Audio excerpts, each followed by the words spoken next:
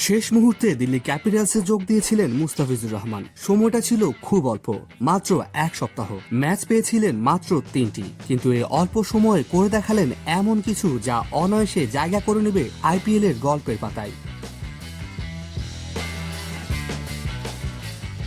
6 কোটি রুপিতে কেনা মুস্তাফিজ দেখিয়ে দিলেন কেন তিনি কাটার মাস্টার। পাঞ্জাব কিংসের বিপক্ষে নিজের শেষ ম্যাচে বল হাতে জ্বলে উঠেছিলেন মুস্তাফিজ। 4 ওভারে মাত্র 33 রান দিয়ে শিকার করলেন 3 উইকেট, আর এই ম্যাচ দিয়ে ভেঙে দিলেন দীর্ঘদিন ধরে সাকিব আল হাসানের দখলে থাকা রেকর্ড। এখন আইপিএল এর ইতিহাসে বাংলাদেশের পক্ষে সর্বোচ্চ উইকেট শিকারী মুস্তাফিজ, 65 উইকেট মাত্র 60 ইনিংসে। অন্যদিকে তার দলের পারফরমেন্সও কম রোমাঞ্চকর ছিল না। পাঞ্জাবের ছুড়ে দেওয়া পাহাড়সম 207 রানের লক্ষ্য তাড়া করে দিল্লি ম্যাচ জিতে নেয় 3 বল ও 6 উইকেট হাতে রেখেই।